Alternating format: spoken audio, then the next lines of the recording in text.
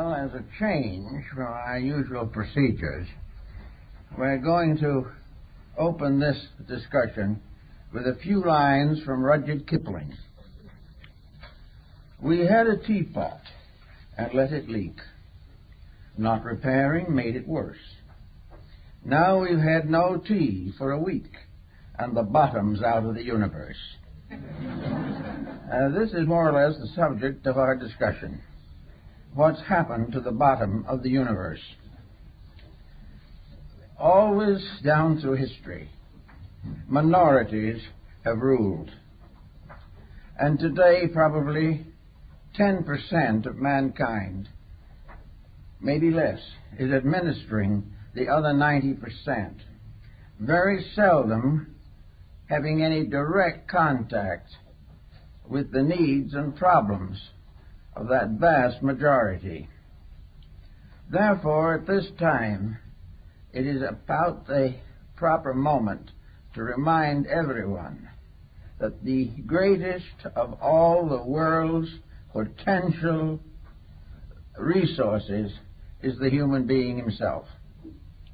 We are the one important factor in the survival of our way of life. We are also, to a large degree, important for the survival of anything else on the earth, and perhaps for the earth itself.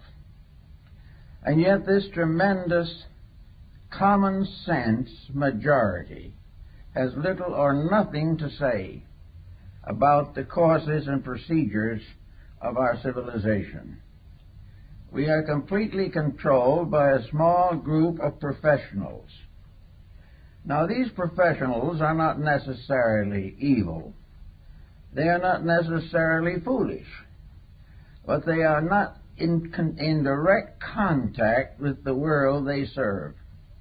They have gradually isolated themselves in ivory towers of intellectual superiority and gaze down rather benignly, if at all, upon the world which they are supposed to regulate. They are simply incapable of the job. In the last 50 years, we've had the greatest advancements in science and education the world has ever known, and we're in the worst condition it has ever been in. It is because our entire attitude toward survival has very little basic contact with the essential humanity which it is supposed to guide, direct, and advance. There is a new humanism that is coming up, which it seems to me is well worth consideration, and that is the dignity, right, power, and authority of the folk. The folk is the great mass of people, and in its own natural environment and with reasonable consideration, this folk is nearly always right. There is some basic value there, which expresses itself through the simple and natural interests of average persons. The average individual wishes to be a good parent, a good citizen, and a good child. He wants to live in a happy environment. He does not really cherish animosities. He is not addicted to the desire to be killed in war, nor is he intentionally dedicated to an industrialism which gives him no opportunity to be a person. So all these situations mean together that the leaders are out of touch with their followings, and the followings, for the most part, have lost acceptances of their leaders. We do not want the condition to continue as it is. And yet, to not allow it to go on, we must search for new resources of solution.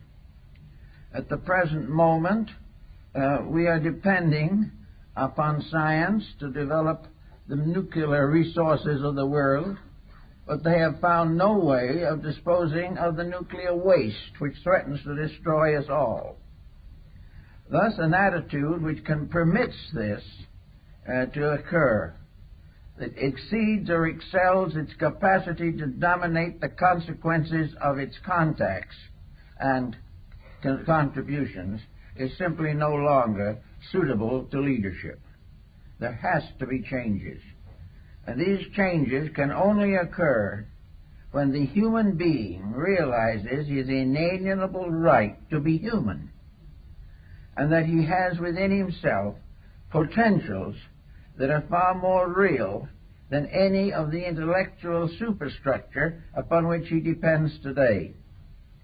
Man internally is part of the universe. He is part of the enormous diffusion of energies. He is as much part of the great plan as a star or a meteor or a comet. He is, if he can go within himself far enough, he can find the laws of his own survival. But he has refused to have the opportunity to have this researching within himself.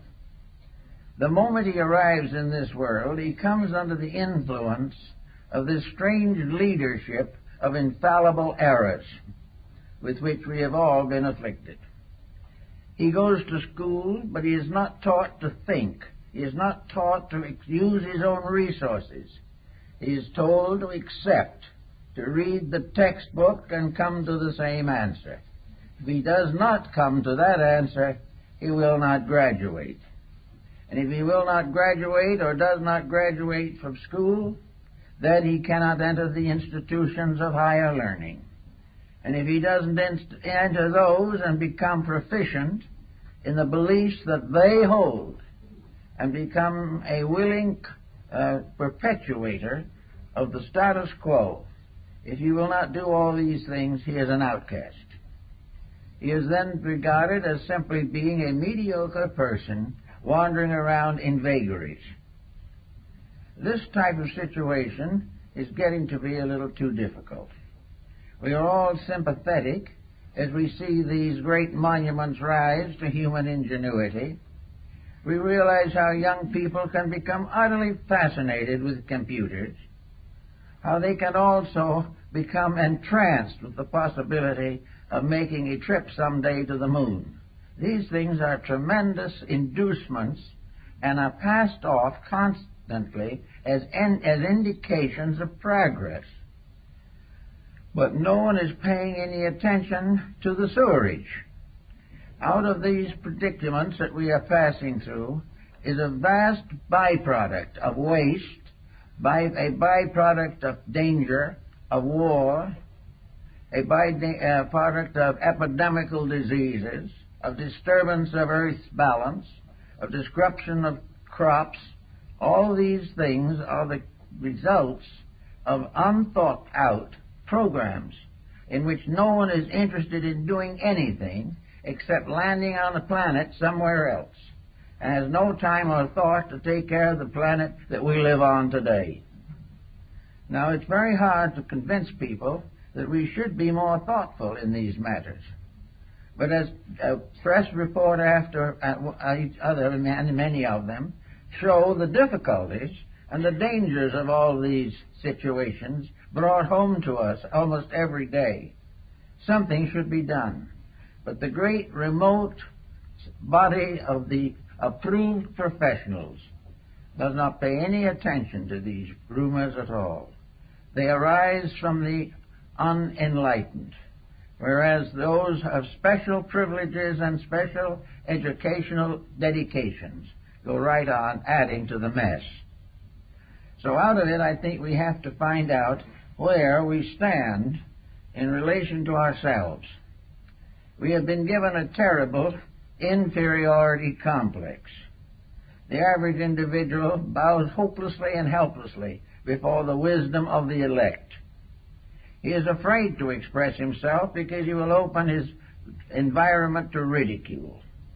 He is not sure of himself because he has been talked down from the time he was old enough to read and write. He is therefore in a confused state and has forgotten that of all the devices that man has developed, he will never develop one as important as that which was bestowed upon him by nature himself. This is the burden that we have to study more and more carefully these days. If we are looking for solutions to problems, there is no use looking where problems are being made and never solved. If we want to find out how to survive, we must gradually discover what is threatening our survival and do what we can to correct it.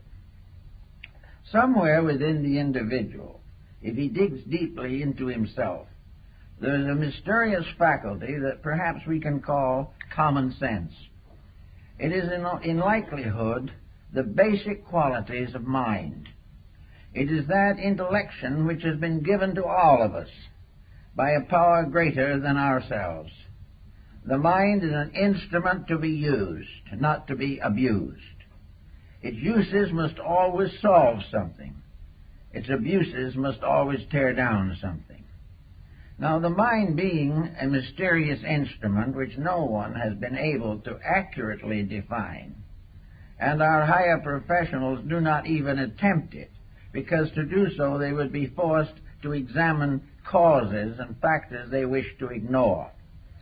But the mind remains as the one saving hope in this particular emergency. Somewhere within each individual is a kind of solutional power which should be cultivated instead of inhibited. The moment we find that a child has a mind to think with, we should help it to think with that mind. Thinking is very different from accepting somebody else's thoughts.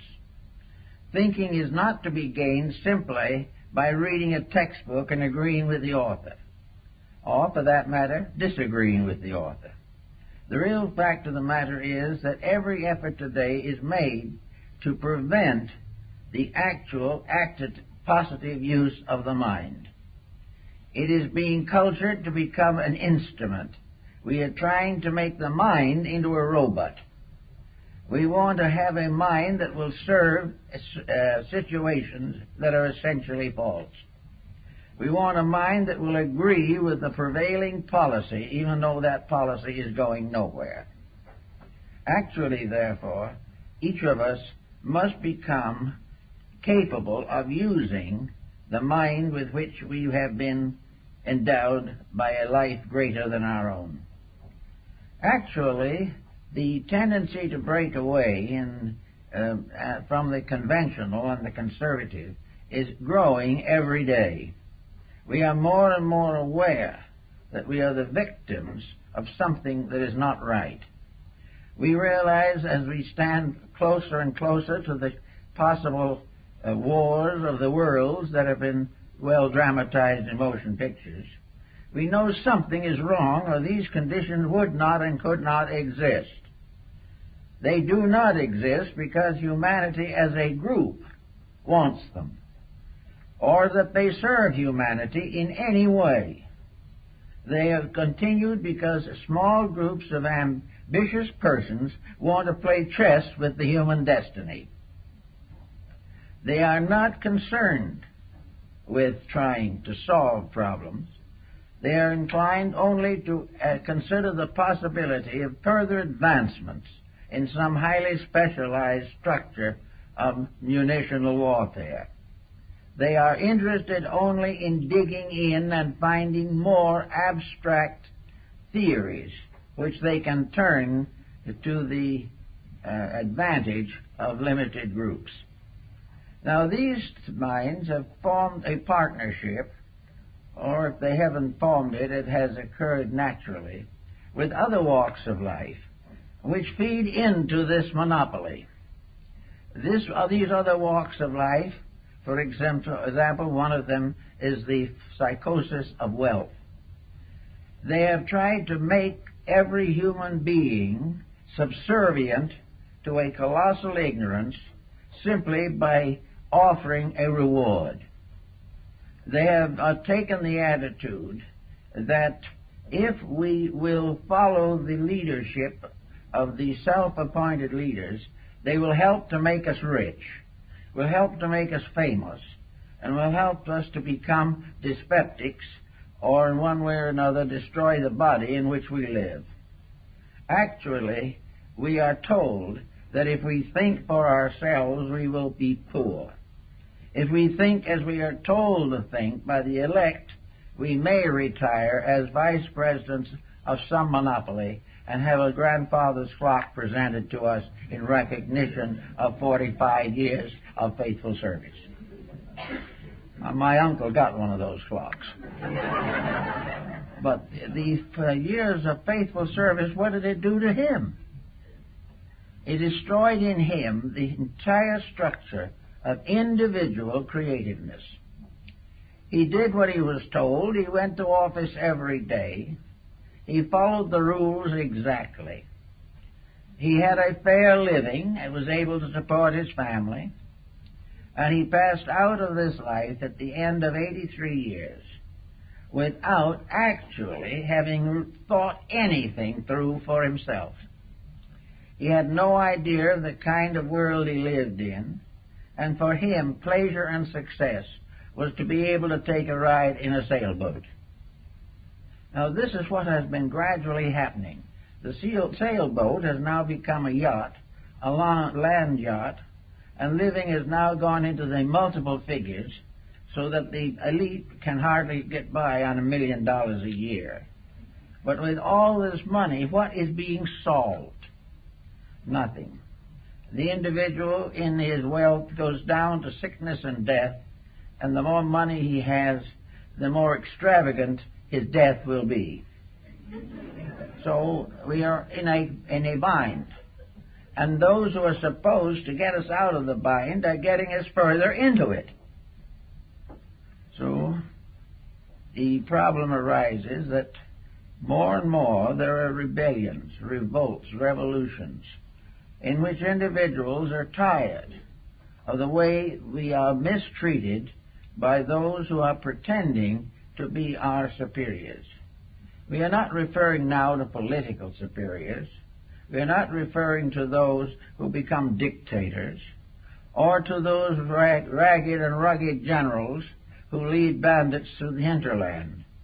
We are referring more directly to the type of leadership which under one guise or another prevents us from growing out of the disasters which have been created for us.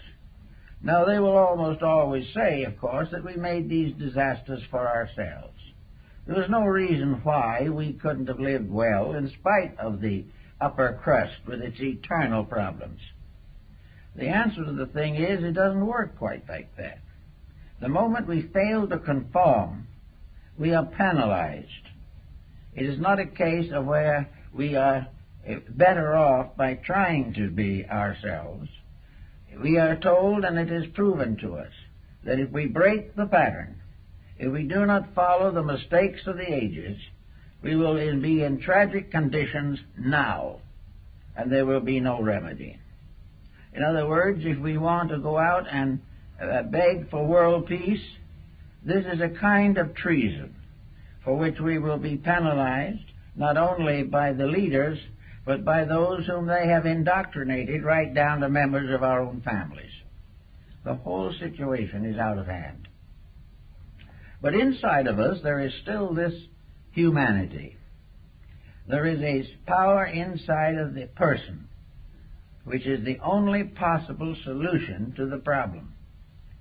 Each child coming into the world should regard it as an inalienable right that he has the privilege and the right and the inalienable need to become a person, to think, to use the faculties that he has gained fresh in other previous embodiments. Certainly he comes into the world capable of a contribution. But in order to make that contribution, he must now go through an elaborate process of having his individuality killed and being forced to recognize that individuality is dangerous to all of the material advantages which he hopes to gain from life. There was one comforting thought, however, and that is that these advantages that he is suffering so much to maintain are themselves failing. and by degrees every advantage is being wiped out by a corresponding disadvantage, which threatens the survival of the race. Back somewhere in the old days, we wonder sometimes how civilization started. How did we begin this strange, curious, and complicated journey down through time? Who started it off?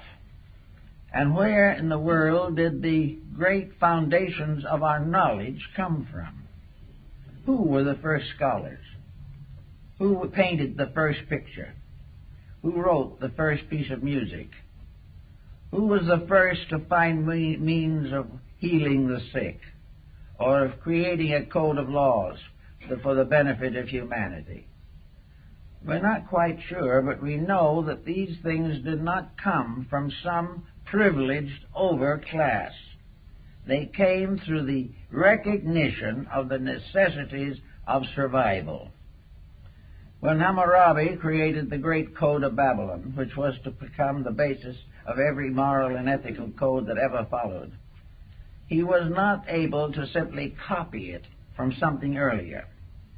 It came out of the ordinary practices of the day.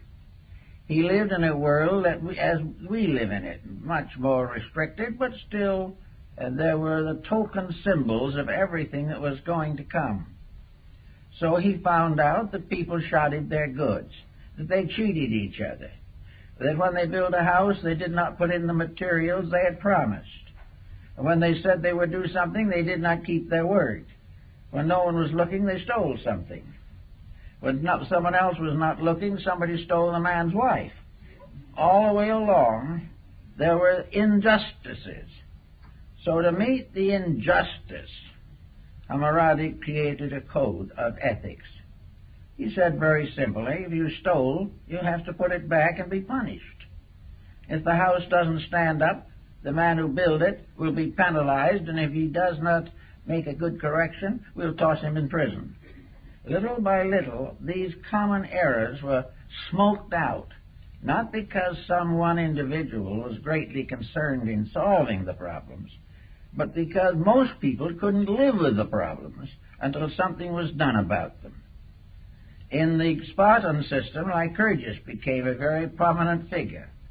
He found that the Spartans were rich and powerful and given to luxury, that they were now trotting about as though they owned the earth, that their morals were getting worse as their prosperity grew greater. So he decided to put the whole thing back into its old pattern, the way it was. And he created a system so strict in Sparta that he cut crime down to virtually nothing.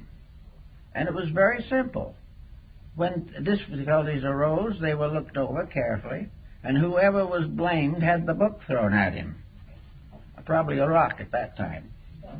And he was punished properly. He couldn't hire a lawyer to get out of it. He couldn't talk himself out of it. He had to face the consequence of his own actions. And also, Lycurgus made self-discipline and the curtailment of luxuries the basis of national strength. Now, we don't particularly want to follow his example, but it doesn't seem that luxury today is improving as much. In fact, we are now suffering from all the ailments that Lycurgus decided he was going to cure. And for 500 years he did cure them. And after he was gone, the process was continued, and for a long time Sparta was more or less a well-disciplined, orderly, low-crime country. But of course, that was long ago. We are supposed to forget these things and not to realize how our forebears solved problems. The great intellectuals tell us, oh, don't worry about the past. We've outgrown all those homely laws. They'll look to the future. And now people are beginning to look toward the future. They don't like what they see because the future doesn't look very attractive. If, however, we realize that back in those days, when the tribal chieftain made the rules, when some oracle spoke the decisions of state, and where all the legislators bowed before the altars of their gods and depended upon divine support for the perpetuation of their priestly and princely activities. Things were quite a bit different. They were never perfect, but there were things that were happening all the way along that could have helped. In the midst of all of this, we also had the Mosaic Code. Now, Moses was not a graduate with a Phi Beta Kappa key. Moses was a wandering shepherd. Jesus never went to the university, but his rules, laws, and principles were greater, more noble, and more enduring than all of the accumulated intellectualism of the last 2,000 years. And out of it all has come a tremendous moral influence on mankind. Between Moses and Jesus, the foundations of the morality of the West were established.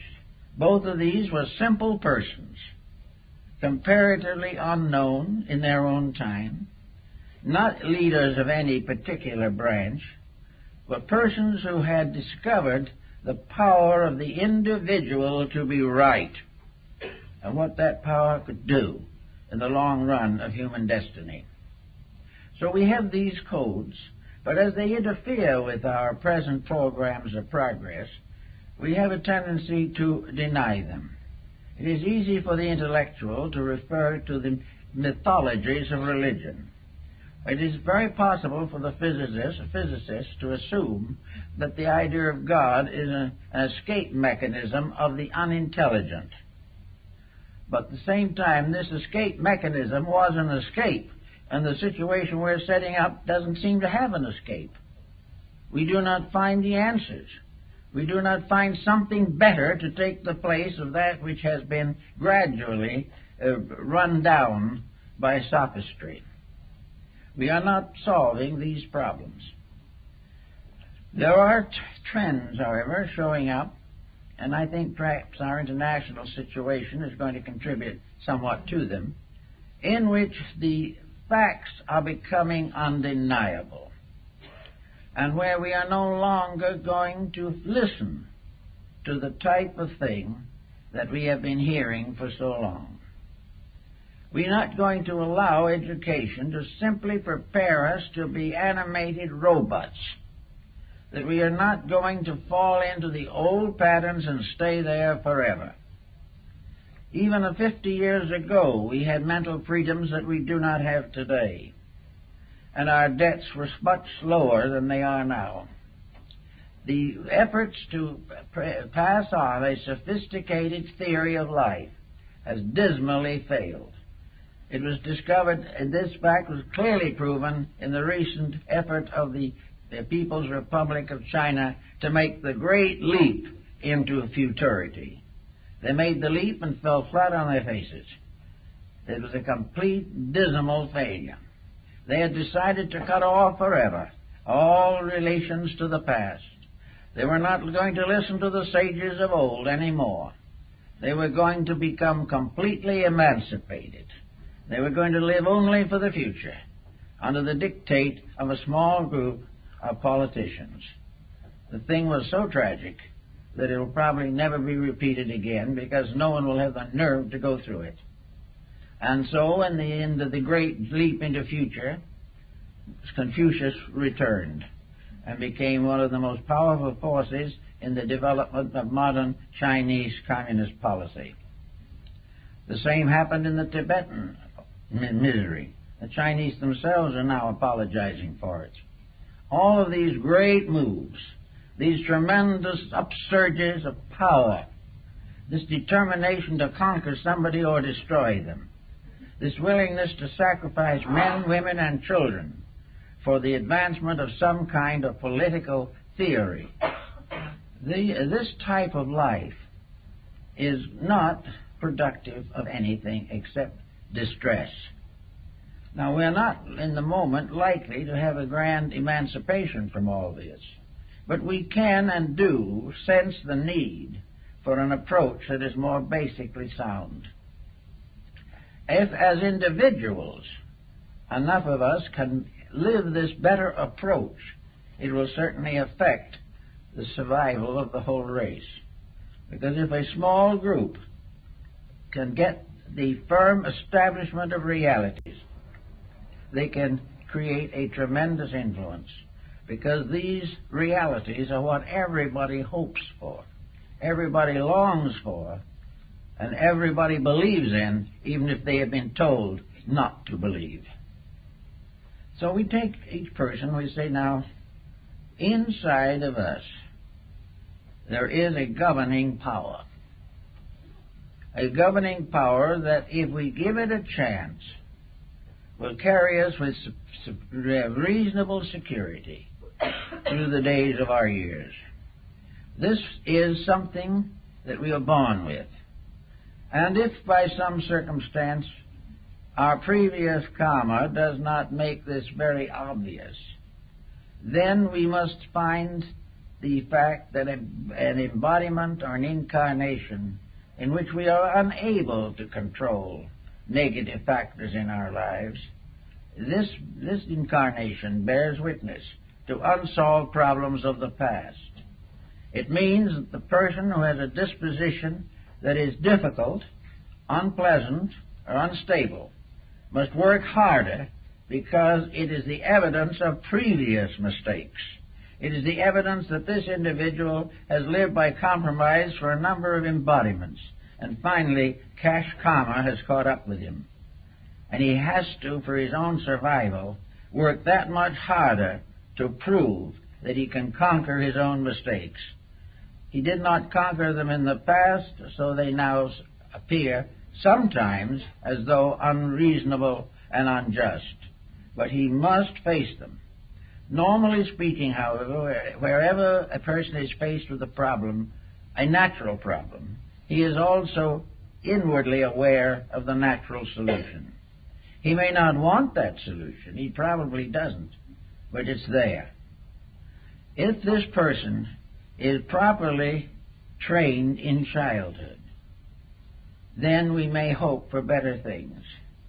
But the new generation, if it is not to be created into a team of robots, will have to start early to become aware of its own self-individuation. So in childhood, in early childhood, the child must receive the inspiration of constructive thought. We must all learn, whether we want to or not, that the little despotisms on this planet have no permanent significance. The mistakes that we are making are just evidences of failure, and they will never win, and the wrong views will never succeed. That the actual problem will always be the same. Truth must survive and must finally conquer all forms of untruth, must ultimately become the basis of an enduring way of life.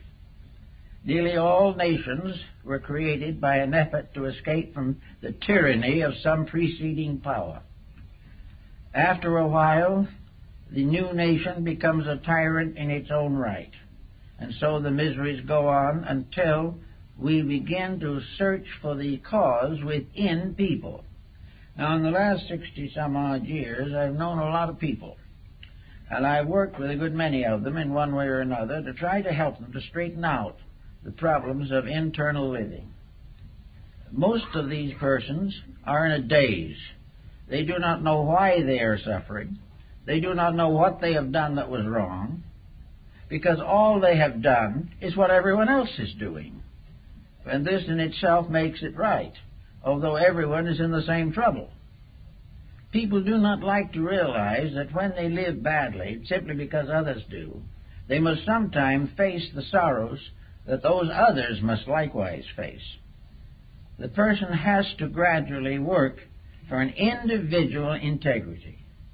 Now, we may say that most people today are not strong enough or enlightened enough to work out an elaborate plan of personal salvation.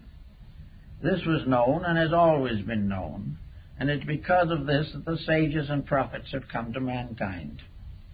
The most important thing for the individual, whether he be an electronic physicist, whether he be an astronaut in space, or whether he be down on earth building a house or working in a store. Each individual must realize that regardless of anything, nature's rules will not be broken. And the most important of these rules that we can recognize today are the Ten Commandments. That there is no way of breaking them successfully. That no scientist has ever been able to create something to take their place. He can ignore them, he can deny them, he can write violently against them, and yet they operate and he fails. Therefore, we have these commandments, which have more or less come down to us as family truisms. They're available to everyone. And so are the teachings of Christ, the teachings of Buddha, the teachings of Pythagoras, of Plato, of Lao Tzu. All of these teachings are basic. There is not one of them that came from an academic source. They all came from a dedication of an individual internally enlightened to the service of his fellow men in trouble. Therefore, there is no evidence that great scientific achievements will ever take the place of the Ten Commandments, or can deny them, or can create a civilization that can endure without them. Yet today, to most part, religion, which has become associated with these problems, has difficulty in surviving the pressure of science.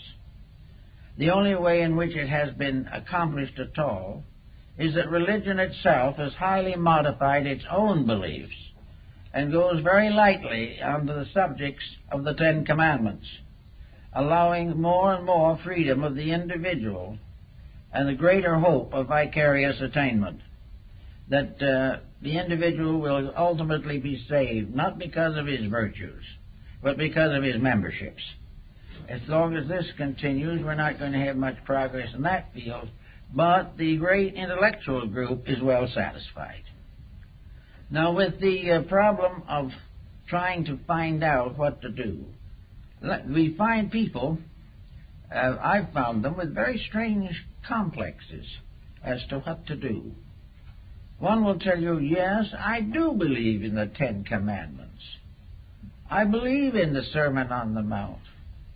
I believe in the teachings of these great people.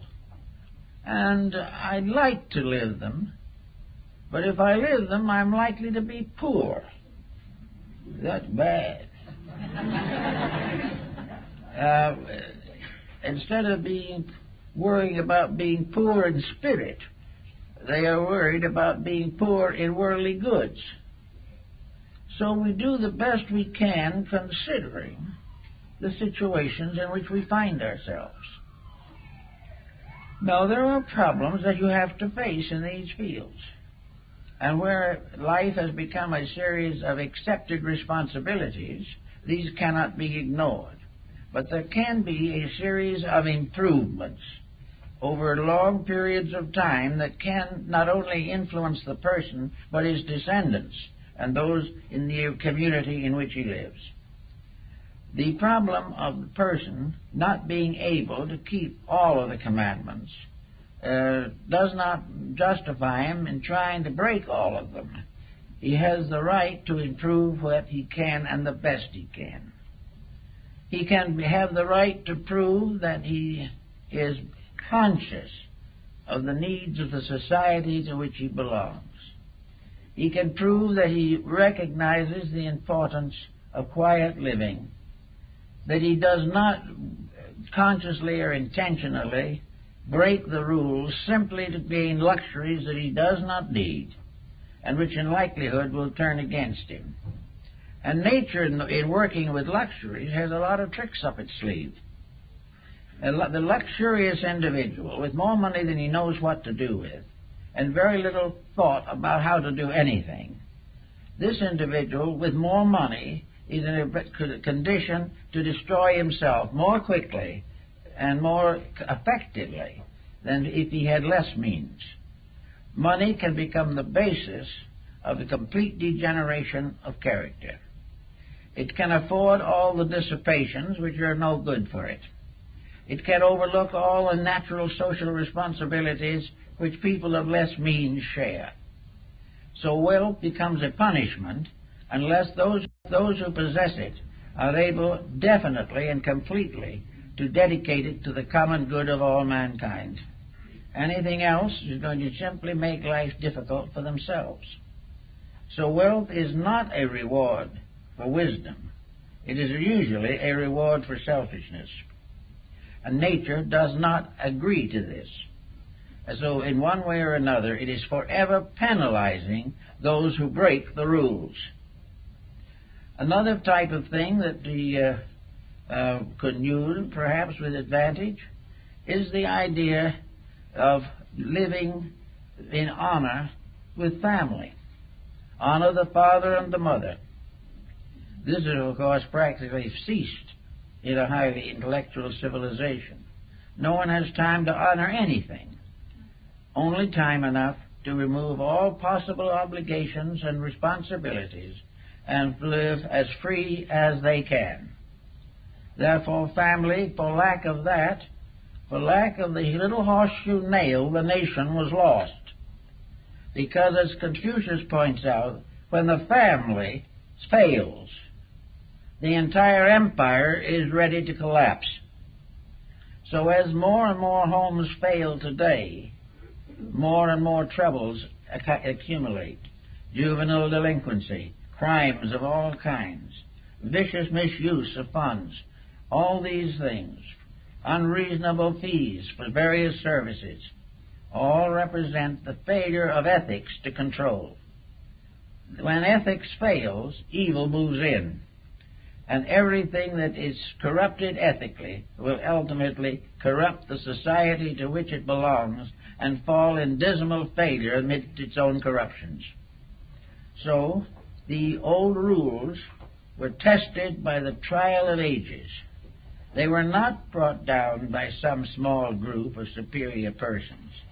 They were part of the human experience. Now, we have built ourselves now one of the most intimate human experience situations that it is possible to imagine. It is becoming obvious that human experience is telling us that we're in serious difficulties.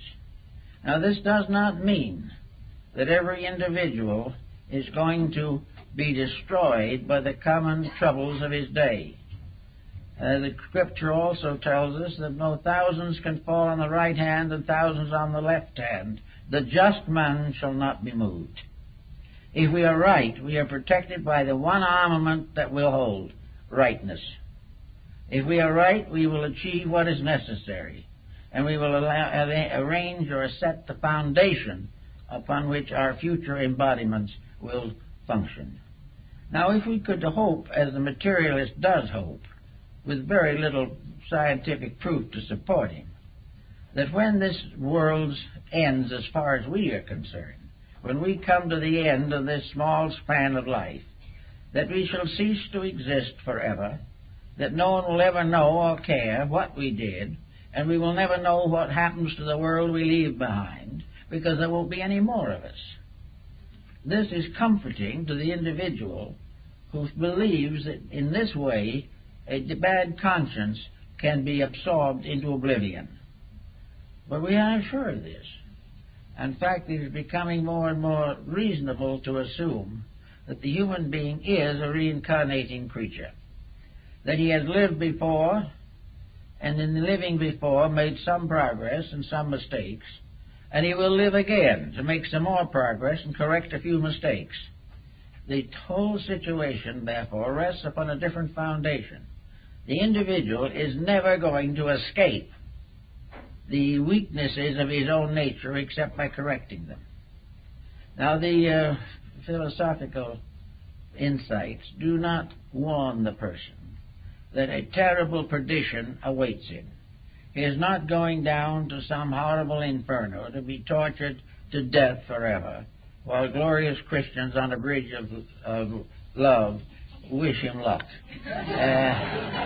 The situation is not this at all.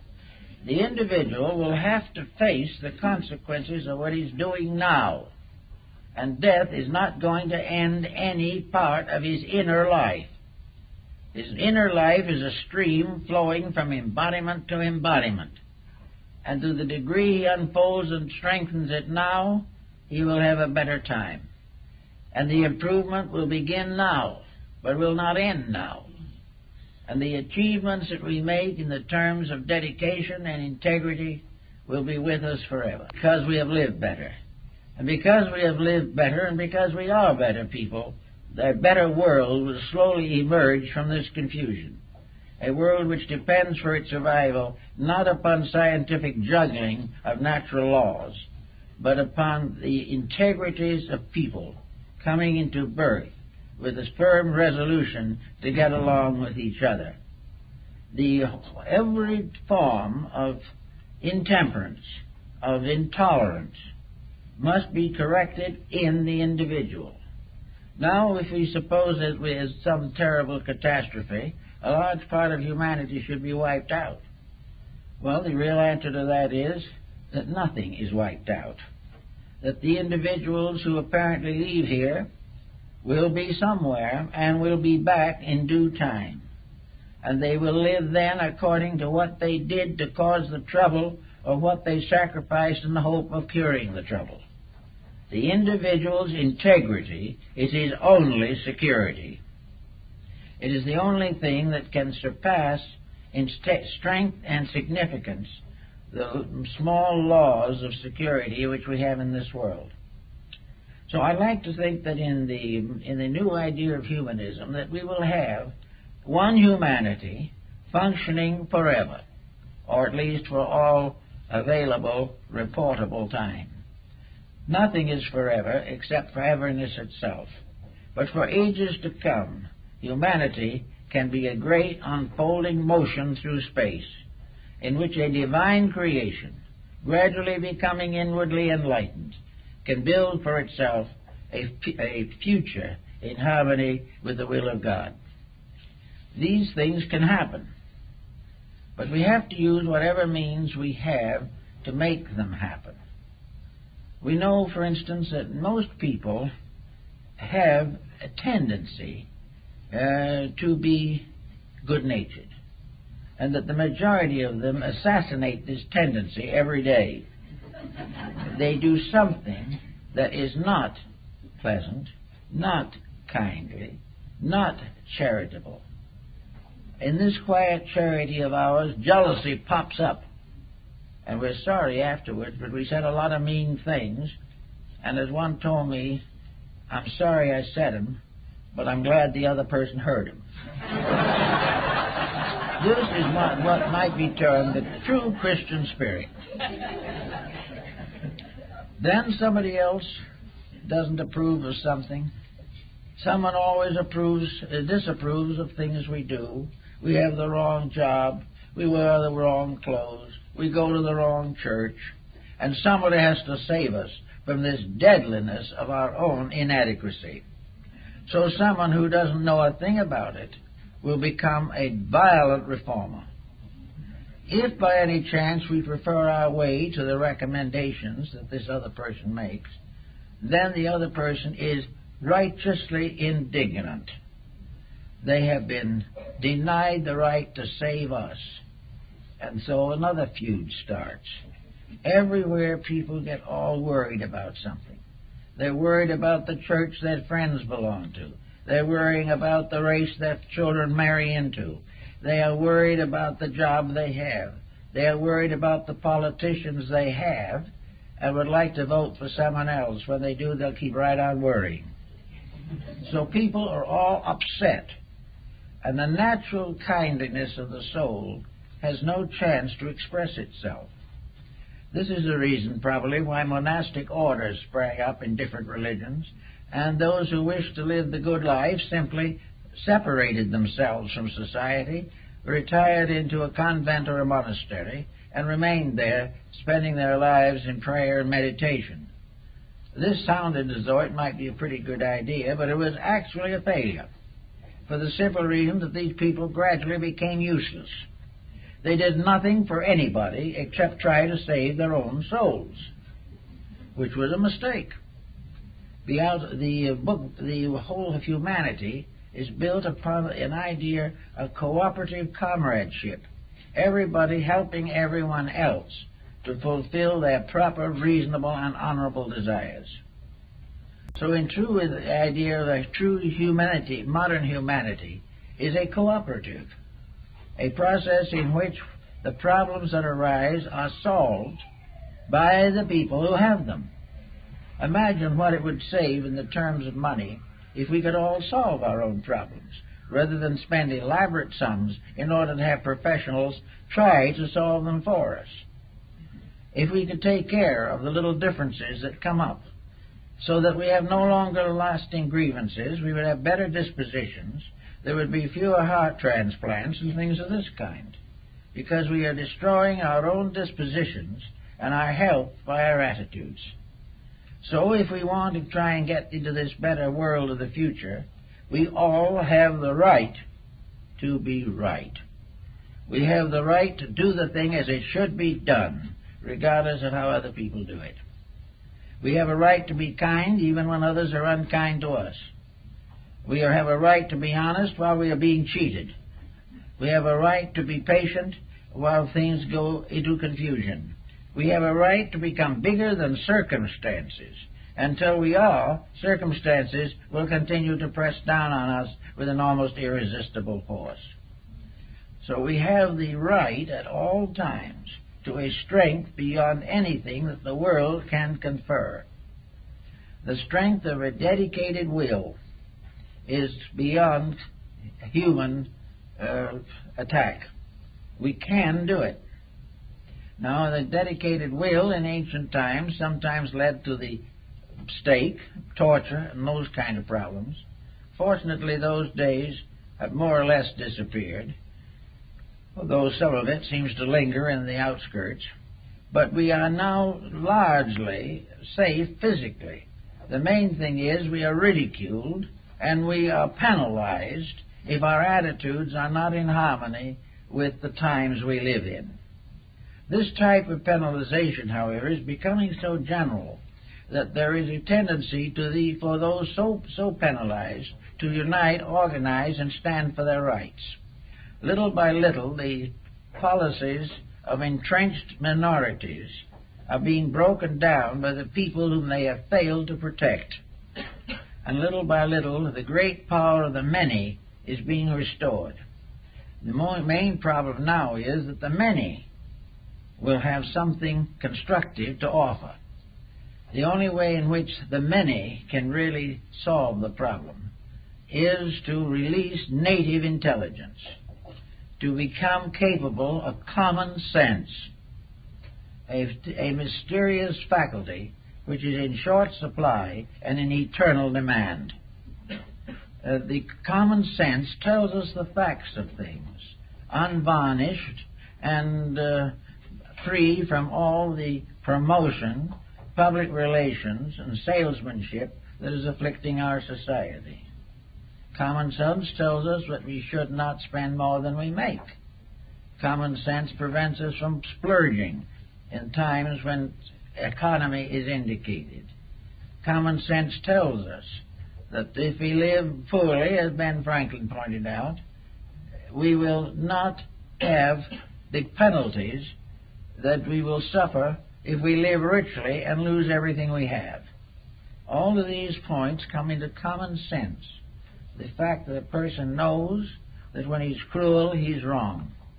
That he knows when he's selfish, he's wrong. Knows when he hurts other people, he shouldn't. And knows that when he is wrong, he will apologize. And that he will live within his means, and that he will bring to his family, or their families, all of the ideals and integrities that will help to build them into a closer unity. All of this also demands, whether we know it or not, or care for it or not, that each individual shall have some kind of a religious life. A religious life is not a superstition. Materialism is a superstition. The individual who believes that those who have never done it are suddenly going to do it are superstitious. Actually, the great strength and security of humanity is in the inward realization that there is a power that man cannot pervert, and that this power has never been revengeful, that this power has never tried to hurt anybody. This power is a kind of a universal law, benevolent in every aspect, working constantly for the improvement and salvation of all that lives. But this law is real. Those who break it feel it in the form of punishment. They feel this law suddenly standing against them and injuring their private projects and their personal wishes. But if we have one great divine benevolent principle at the source of life, if we can realize this, and if we can survive the skepticism of persons who know nothing about it, we can have a great strength. In Japan, one of the Buddhist sects is given to making pilgrimages of various kinds. And in pilgrimage, the pilgrim walks from one shrine of his sect to another, wearing his broad-brimmed straw hat. And on the straw hat is a monogram, which says that he is never walking alone, that he is making this journey with another, and that other is Buddha. That wherever he goes, whatever he does, the other is with him. The other meaning truth, meaning integrity, meaning righteousness, is with him and always will be. This lack of isolation seems to be very important in some religions and in many Christian sects. The idea that truth is not distant, that the love of God is not something saved there far off in space for the members of one denomination, but that always in everything we do, deity is present because it is the root of ourselves. No one can be alive without deity being there. And when life here ceases, deity goes on with the deceased into another dimension of life. So always having with us the power of infinite good and the power of infinite love, we should be able to do a little better in meeting the daily problems which may cause irritation or dissension. All we have to do is keep the rules. We have to keep the ethics, keep the integrities. We have to be kind. We have to represent our understanding of compassion. We have to be slow to criticize the acts of others because of the mysterious limitations within ourselves. But little by little we can gradually get to a point where some of the common mistakes that are not only making us trouble, but through us the whole world, we can escape from this net of our own compromises, that we do not have to compromise. We can do it right in the first place if we really want to. Now, people who do not understand these things do not really want to change. I know people whose great joy in life is nagging someone. Nothing else seems to really supply them. But if you took those persons and analyzed them, you would find there's something wrong inside. And here psychology comes into the situation, but mostly in a half-baked manner. The individual who doesn't like anyone goes to an analyst to find out why, and he gets a definition which is probably essentially true. That he is that way because of incidents in his own previous life, which he have been submerged, and which are now fighting their way to the surface at the expense of his present disposition. This is probably reasonably true, but what do we get as a real solution for this? How is this individual suddenly not going to do it? The idea is that if he finds out the cause, he will correct it himself. This is optimism. He generally doesn't do anything of the kind. He finally has an excuse for his present condition, and he works it for all it's worth. This I've seen happen many, many times. But theoretically, a person with problems has to face problems. Sometimes he discovers his memory is a very useful thing. One of the things we are warned about by materialists is that we shouldn't trust memory unless it has been schooled at Harvard. But at the same time, if we don't trust memory, we're going to miss a number of things. We can remember back to the situations of early life that could very well have caused the difficulties that we have. And these difficulties will keep right on bothering us. And we will say, it's not my fault at all. It was my uncle who was to blame. He's the one who caused it all. Or it was my family breakup that set me onto the wrong path. But realizing this, the individual can stop and begin to use an alchemistical transmutation of his own remembrances. And if he can clean the mysterious stables of his own memories, he can do a great deal to improve his present disposition. No matter what happened to him anywhere along the line, he can get over it if he really wants to. So he can say to himself, yes, this was my cause of trouble. Now, what is it that happened at that time that in the divine plan of things had to happen to me? Why did I have to go through that?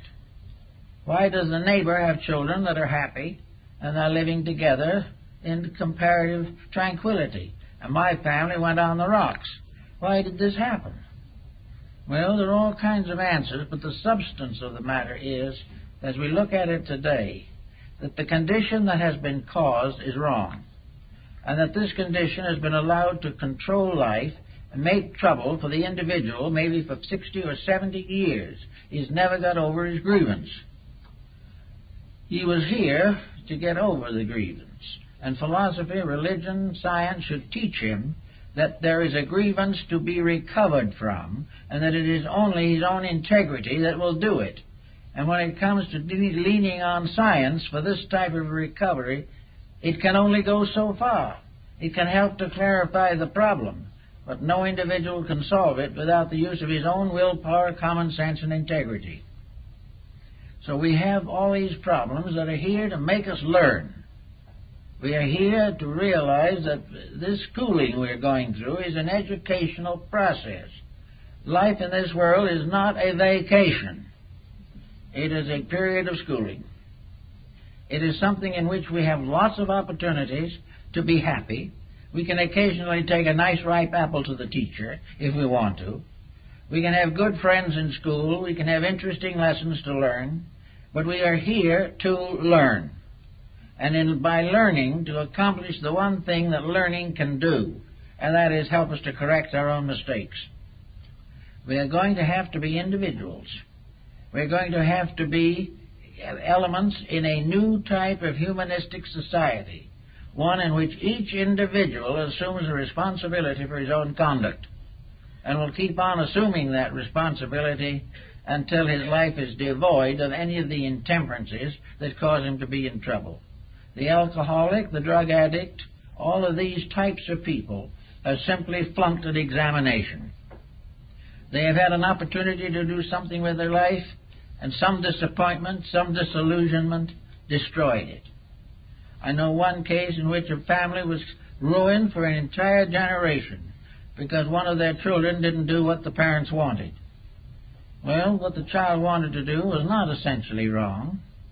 He simply wished to have an opportunity to think for himself, and the family decided that if he did not think their way, he was a heretic.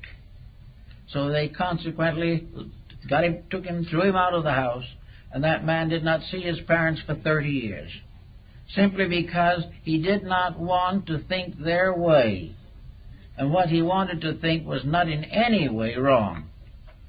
It was simply the right to live his own life as constructively as possible, whereas the parental viewpoint was that he could never live a constructive life without complete obedience to the instruction of his ancestors. All of these problems come back time and time again. And as they all go along, one way or another, they cause a certain obscuration that is rather important. At a time when the whole world is in trouble, where no one seems to be quite certain what should happen next, why is it not possible for the private citizen to at least gain certain securities from world conditions. If we really understand life, we can learn from this situation. We can gain new strength for proper integrities. If we have been a little intolerant in our religion, we can look around and see today what happens with intolerance in religion, what it is doing to millions of people who are murdering each other in the name of divine love. If we want to know what's wrong with our economic system, we can find out. We can see how a complete addiction to the profit concept with no consideration for values or for moralities or ethics, that money being the only suitable reward for anything, we are all moving inevitably towards bankruptcy. This we can see, and we take what little funds we have and use them wisely, kindly and graciously, and not in the desperate effort to make more from them than they are worth. And the same is true of health. Our health problems are largely controlled from within ourselves. Most ailments begin through a corruption of natural law. Something goes amiss, we do nothing about it. We keep on breaking the rules until finally the body gives up in despair. A good disposition is invaluable to the health of the body. The nagger, the critic, the individual constantly on the ragged edge of unhappiness or antagonism, was bound to suffer physically as a result. In many cases, the mental breakdowns of advancing years are simply due to the fact that the individual never used his mind properly when he had it in full supply. Everything has to work out. We have to get the things that are needed, and we have to do them. So our courts of law are buried in cases, most of which are in one way or another a monument to ulterior motives. Our hospitals are bulging with patients who are paying exorbitant fees for failure to have used common sense in the first place. All our industries are in trouble. Competition is destroying one corporation after another, and the great struggle to control goes on, and the great leaders of our lives, the great educators, do nothing about this. They keep right on in the laboratory trying to decide what is smaller than a gnat on a gnat's back. We are told that if we can merely get into communication with the Milky Way, it's going to be pretty big stuff. But actually, in the meantime, the Earth is neglected. We are gradually failing in most scientific projects to recognize the importance of sewerage. We have to have some way to get rid of what we don't want. Now, when it's mental and emotional sewerage, we have trouble with it in ourselves. It causes all kinds of stoppages and all kinds of ailments. And the individual's digestion, ruined by his disposition, continues to damage his health. While we are building the great skyscrapers and we are building the great neutron machineries, we are forgetting what to do with the nuclear waste. No one is even thinking of stopping doing it. We're polluting everything in sight. We don't know where to go next. We are liable to fill the ocean up one of these days. Then we put it in tin cans and put it in the bottom of the ocean, knowing that in a certain number of years the tin cans will disintegrate and they'll all come out. And we call the people who think these things this way pretty big people, really great minds. And we honor them and build statues for them on the campuses. These people just do not function right. And we've got to overcome this before we can really function correctly. Now, we're going to leave the world, not in the not too distant future, most of us, and it's not going to be all just up to us to live in the new world that's to come. We may come back to it. But the main problem is to try to make a reasonable improvement of ourselves, so that we will not waste the 80 years, or whatever it is, that have been allotted to us in this world. The only successful solution is that we will leave this world a little wiser and a little better than when we came in. If this achievement is not there, then the real purpose of embodiment has not been achieved. We've got to try constantly to leave this world better ourselves and leave behind us a better world than the one we came into. Now, this is against political ambitions. It is against all this great power play that we are living with. And we look around us. How about the simple process of taking some of this vast amount of money that we are spending in all kinds of weird projects and seeing if we can't, instead of putting a man on Mars, make life safe for a man on Earth? Why can't we begin to use our research facilities to clean up our own dirt?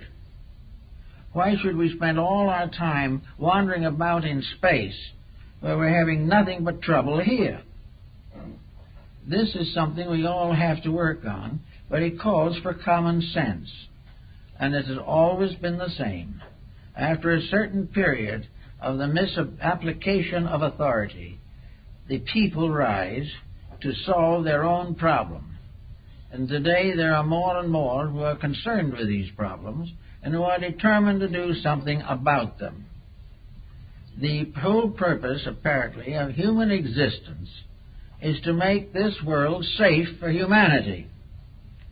The great science of humanism is the science of how it's done. How can we make sure that poverty, crime, unemployment, and corruption of basic elements and materials, the exploitations of natural resources, how can we be sure that these mistakes are corrected? What kind of a level of intelligence do we have to establish to make sure that life here is saved from the corruptions of selfishness, superstition, and fear? If we do not accomplish this, science has not done too much for us. But if science can now turn and devote itself to the explanation of the reason for humanity, the aims for which we were intended, the plan to which we belong, and will give us a working schedule of self-improvement and cooperation and integrity, and gradually weed out dishonesty, we will all have a much better chance to live. And this is the problem. There is a lot of potential genius in the human being. Most of this is now killed out. The individual is not permitted to become the great scholar, the great philosopher, or the really great scientist, as was the case in ancient times. He is not permitted to be a great artist. He can only think now of painting something that someone will buy. And because of the low level of the customers, his art is becoming more and more deteriorated, and so is his music. All of these things show the decline of values. And at the seat of it all is a great educational institution, with the primary purpose of which should be to perpetuate values, to make them real, to give the individual a trestle board of achievements and plans and programs and projects by means of which each individual in his own way will have the opportunity to live his life constructively and in conformity with natural law. Until these things are achieved, until this is accomplished, we're just going to have trouble. But this new system is arising. Everywhere on earth, people are becoming more and more conscious that the first problem that must be solved is humanity. And that when that is solved and we are all safe and sound, then we can speculate. But until that has been achieved, the attention being directed to other things almost exclusively is dangerous. We have to solve the human problem first. And the only way we can do it is to bring it into harmony with natural law. For nature knows how we should solve it and always has. When we departed from natural law, we got into trouble. When we can go back again and find out where the mistakes were and get the ship of state back on the proper course of life, we will find that things will work out reasonably well. Well, that's it.